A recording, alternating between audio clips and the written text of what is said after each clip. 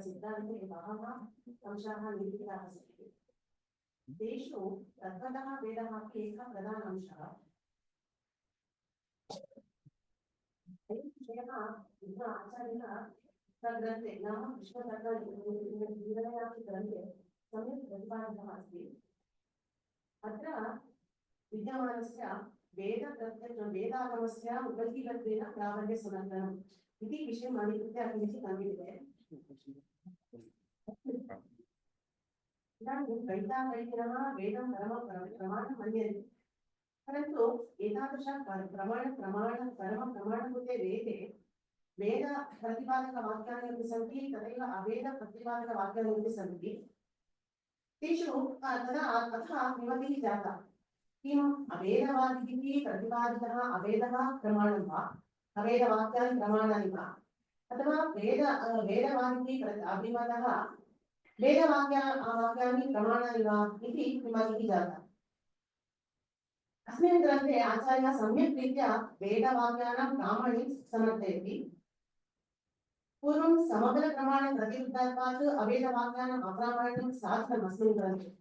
वेदवाक्यैः प्रतिरुद्धत्वात् अप्रामाण्यम् अवेदवाक्यानां, तदैव वेदवाक्यानाम् अनुवादकत्वं साधनाय परैः अङ्गीकृताभ्यां प्रत्यक्ष अनुमानाभ्यामपि प्रतिरुद्धत्वात् अवेदवाक्यानाम् अप्रामाण्यं साधितम्।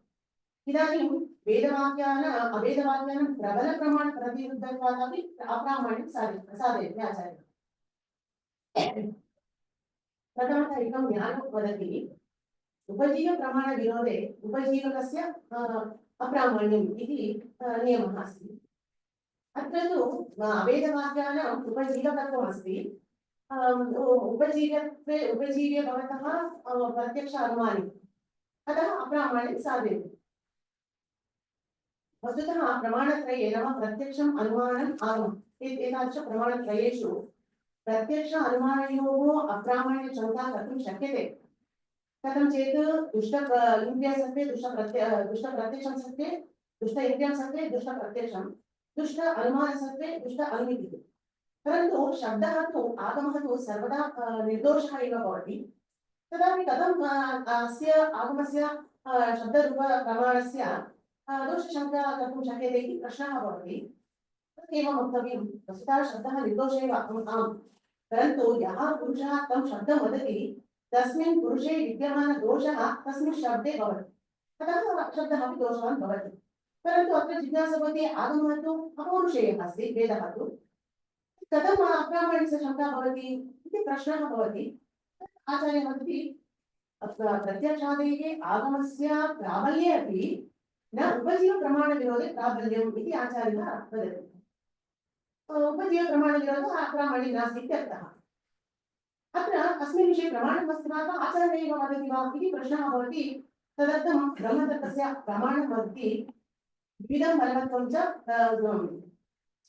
बहुत्वाच स्वभावतः तयोः स्वभावः फलवान् उपजीव्यार्थस्य सः इति प्रमाणं वदति। अत्र तु उपजीव्य भवतः प्रत्यक्षानुमाने, अतः तयोः विरोधे सति वेदस्य अप्रामाण्यं भवति। परन्तु अत्रापि एकः विषयः अस्ति, प्रतीकार्थे वेदस्य अप्रामाण्यम् एव वक्तव्यं, न तु सर्वदा अप्रामाण्यं वक्तव्यम्। उपजीवं नाम किम्, उपजीवः नाम किम् इति पश्यामः। यम् आश्रित्य यः तिष्ठति सः उपजीवकः भवति, यः आश्रयदाता सः उपजीव्यः भवति। अत्र तु अभेदागमः उपजीवकः अस्ति, तदेव उपजीव्ये भवतः प्रत्यक्षानुमाने, अतः अप्रामाण्यं सिद्ध्यति इति साधयति अत्र आचार्यः।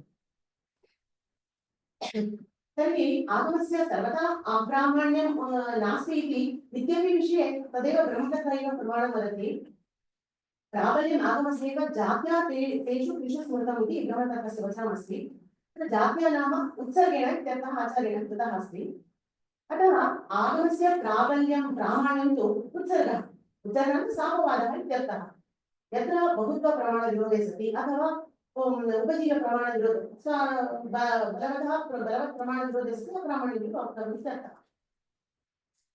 यदि इदं नाङ्गीकरोति चेत् प्रकारत्रयी आचार्यं समर्थयति। नाम उपजीव्यप्रमाणविरोधे उपजीवकस्य अप्रामाण्यम् इति मास्तु द्वयोः अपि प्रामाण्यमेव वदामि इति यदि परः वदति चेत् आपत्तिं वदति आचार्यः वस्तुनः दैरूपापत्तेः। नाम दृष्टान्ततया जगद्रूपवस्तु स्वीकुर्मः। जगत्तु प्रत्यक्षप्रमाणेन जगति सत्यत्वं सिद्ध्यति, परन्तु आगमप्रमाणेन जगतः मिथ्यात्वं सिद्ध्यति। अतः एकस्मिन्नेव जगद्रूपवस्तुनि प्रामाण्यं तदेव अप्रामाण्यम् एतादृशरीत्या परस्परविरुद्धयोः धर्मयोः एकत्र समावेशः भवेत् तथा वक्तुं न शक्यते। अतः तथा वक्तुं न शक्यते इत्यर्थः। तदा मास्तु उपजीवप्रमाणविरोधि उपजीवकस्य अप्रामाण्यमास्तु द्वयोरपि अप्रामाण्यं वदामि इति वदति चेत् वस्तुनः निष्प्रभावत्वापत्तेः इति आपत्तिं वदति आचार्यः। नाम वस्तु एव न सिद्ध्यति। तदा सति असद्रूपवस्तुनि कथं धर्मारम्भः कर्तुं शक्यते? तथा कर्तुं न शक्यते। तदा उपजीवकप्रमाणविरोधे उपजीवस्य अप्रामाण्यं वदामि इति वदति चेत् आचार्यः वदति विषयाभावे स्वस्य एव अप्रामाण्यप्राप्तेः इति वदति आचार्यः। विषयः एव न सिद्ध्यति इत्यर्थः। विषयः नाम किम् इत्युक्ते एकं न्यायं वदति येन हि यस्य विषयः सिद्ध्यति तत् तस्य उपजीव्यम् इति उपजीव्यः इति न्यायः। टीकाचार्यः दृष्टान्तं दर्शयति यथा पर्वतग्राहकं धूमानुमानस्य। इदानीं धूमानुमानमस्ति पर्वतः परिमाणं धूमानुमानम्। अत्र अस्मिन् अनुमाने विषयाः सिद्ध्यति प्रत्यक्षेण। नाम येन हि नाम प्रत्यक्षेण विषय नाम पक्षः। येन नाम प्रत्यक्षेण पर्वतग्राहकं प्रत्यक्षेण यस्य धूमानुमानस्य विषयः पर्वतरूपविषयः सिद्ध्यति तत् पर्वतग्राहकं प्रत्यक्षं तस्य धूमानुमानस्य उपजीवः भवति इति नियमः अस्ति। अत्र प्रसक्त जीवेश्वरयोः भेदः विषयः अस्ति। स च जीवेश्वर ज्ञानसापेक्षः अस्ति। अतः उपजीव्य भवतः प्रत्यक्ष अनुमाने उपजीवकः भवति आगमः इति सिद्ध्यति। तत्र विषयस्य असिद्धेः नाम विषयः एव असिद्धेः नाम विषये एव न अप्रामाण्यं तत्र जीवेश्वरयोः भेदः जीवेश्वरयोः न सिद्ध्यति। जीवेश्वरयोः सिद्धिः न भवति चेत् आगमस्य प्रवृत्तिः न भवति इत्यर्थः। अतः अत्र अप्रामाण्यप्राप्तेः इति वदति आचार्यः। अप्रामाण्यं नाम अत्र आगमस्य विषये प्रकारद्वये भवितुं शक्यते। अबोधकत्वं तदेव विपरीतबोधकत्वम्। अत्र तु विपरीतबोधकत्वस्य अवकाशः एव नास्ति। अतः अबोधकत्वरूप अप्रामाण्यं सिद्ध्यति इति टीकाचार्यः वदति। अतः यत् स्वयं न उदेतुम् अलं नापि बोधयितुं तत् कथम् अन्यस्य नाम उपजीवस्य अप्रामाण्यं कुर्यात् इति पृच्छति टीकाचार्यः। परिशेषणयुक्तं सिद्ध्यति इदं सिद्ध्यति अन्य अनपेक्ष्य सबलस्य उपजीवस्य विरोधे सति दुर्बलभूतस्य आगमस्य अप्रामाण्यमेव सिद्ध्यति इति अर्थः। अत्र एका जिज्ञासा भवति सर्वेषु शास्त्रेषु अयं न्यायः अन्यत्र दीयते। नाम येन यस्य उत्थानं न भवति तत् तस्य उपजीव्यम् इति नियमः अस्ति न्यायः अस्ति। परन्तु न तु धर्मीग्राहिकतया। परन्तु आचार्यः अत्र कथम् एतद्रीत्या उक्तम् आचार्येण उक्तम् इति प्रश्नः भवति। अतः एवं वक्तव्यम् अत्र अवेदागमस्य अथवा वेदागमस्य आगमस्य प्रवृत्तिः एव न घटते इति वक्तुम् इच्छन् आचार्यः एवं नाम येन हि यस्य विषयस्य स्थितिः तत् तस्य उपजीव्यः एवं रीत्या न्यायं वदति इति ज्ञातव्यम्। अस्तु प्रवृत्तिः किम्? अस्तु उपजीवप्रमाणविरोधे उपजीवकस्य अप्रामाण्यम् इति अस्तु अत्र तु किम् इति प्रश्नः भवति। आचार्यः वदति तेनैव अनुमानादिना विषयः सिद्ध्यति तत् पक्षे अपि इति। इदानीं पूर्वम् अद्वैतवादिभिः वेदवाक्यानाम् अनुवादकत्वं साधनाय विषयः प्रत्यक्ष अनुमानाभ्यां सिद्ध्यति इति उक्तम्। अतः न अस्माभिः बलात् उच्यते किन्तु परेणापि इदम् अङ्गीकृतम् इति ज्ञातव्यम्। इदं न केवलम् अस्माकं पक्षे नाम वेदागमपक्षे किन्तु तत्पक्षेपि नाम अभेदागमपक्षे अपि विषयसिद्धिः भवति प्रत्यक्षानुमानाभ्याम् एव। तत् कथम् इति विवृणोति आचार्यः। इदानीं जीवं विषयीकृत्य तेन तस्य ईश्वरेण साकम् अभेदः वक्तव्यः।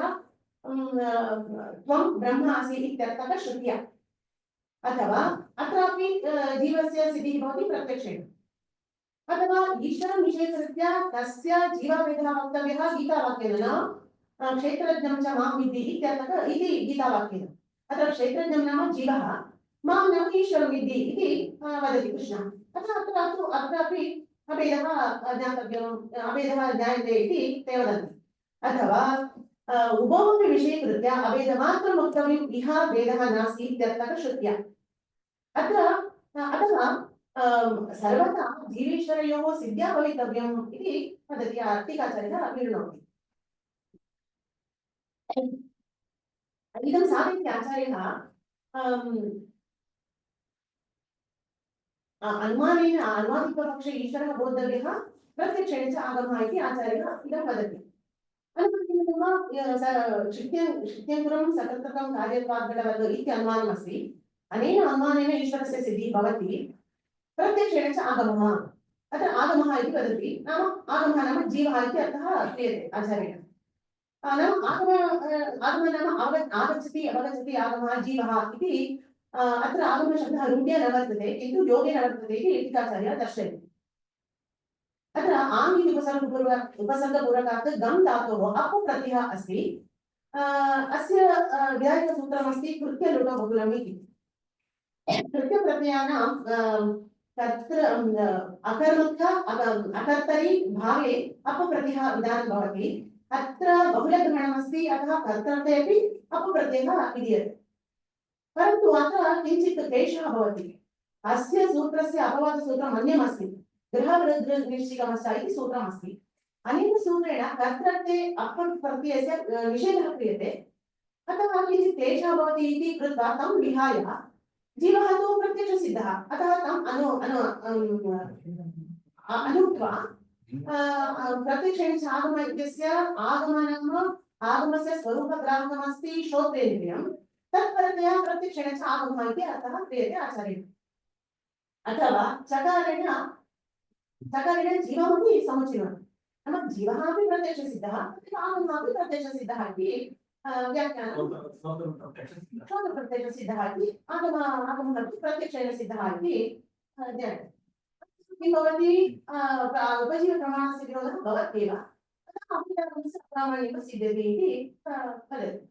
तदा पूर्वपक्षी वदति तथा मास्तु, अत्र विरोधः भवति चेत् अत्र अप्रामाण्यं वक्तव्यं, परन्तु विरोधः एव नास्ति।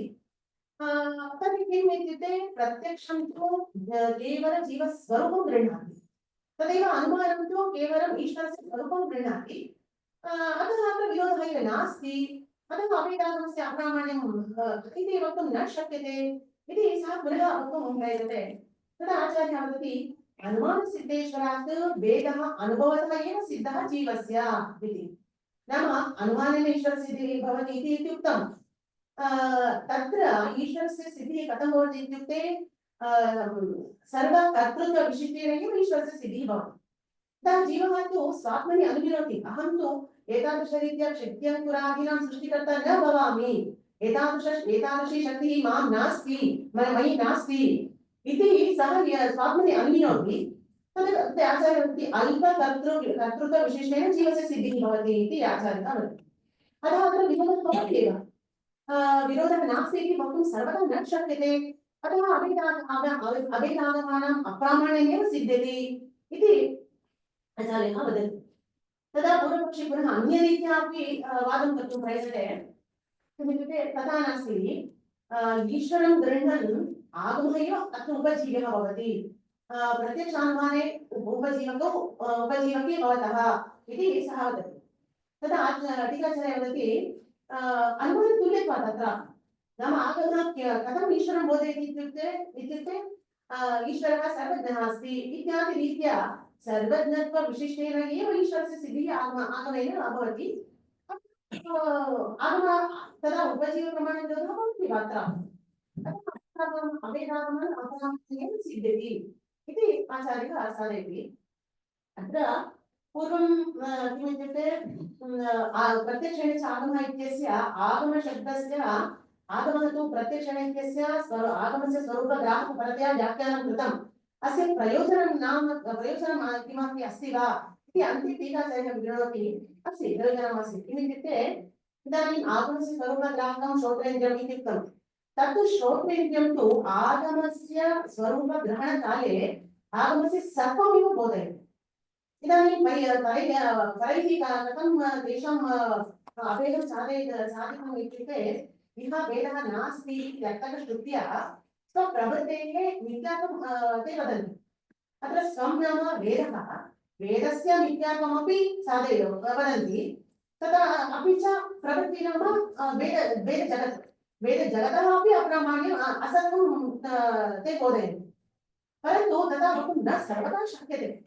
यतोहि स्वरूपग्राहकस्य श्रोत्रेन्द्रियम् इत्युक्तं तत् तस्य सर्वमेव बोधयति। अतः अत्र भवति उपजीवप्रमाणस्य विरोधः भवत्येव। अपि च स्वव्याहतिः भवति। कथम् इत्युक्ते इदानीम् आगमस्य असर्गं बोधयति चेत् असर्गः किमपि कार्यकारणं न घटते।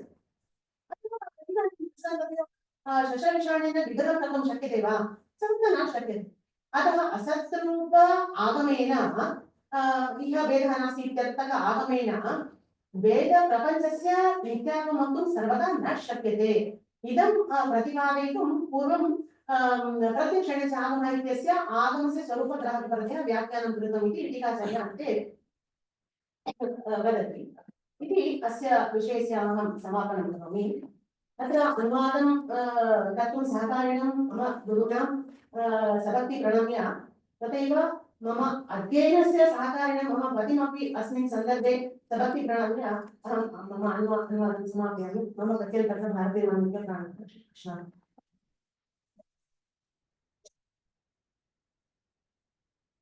बहु सुलभतया तथैव सरलतया वेदपक्षस्य प्रत्यक्षस्य उपजीव्यः प्राबल्यसमर्थनविषये निरूपणं कृतवती सुजातायै आचार्याणाम् अनुग्रहं सम्प्रार्थे। एषा अपि रामशब्दात् आरभ्य एतावत्पर्यन्तम् अनुवादं कर्तुं सा बहु श्रमेण प्रयत्नं कृतवती। प्रतिदिनमपि सा अनुवादं करोति, मध्वर्यस्यापि अध्ययनं करोति, तथैव कृष्णस्वामिनस्यापि अध्ययनं करोति। तथैव यदा समयः अन्येषु समयेषु अपि बहुविधान् पाठान् सा शृणोति, साधनं बहु करोति। इत्थमेव तस्याः विशेषतः पत्युरनुग्रहेण तथा परमात्मनः अनुग्रहेण साधनस्य अवकाशः भवतु, इतोपि अतिशयेन अन्येषामपि ग्रन्थानाम् अध्ययनं भवतु इति सम्प्रार्थ्य इदानीम् अग्रिमः अस्ति निरञ्जनः।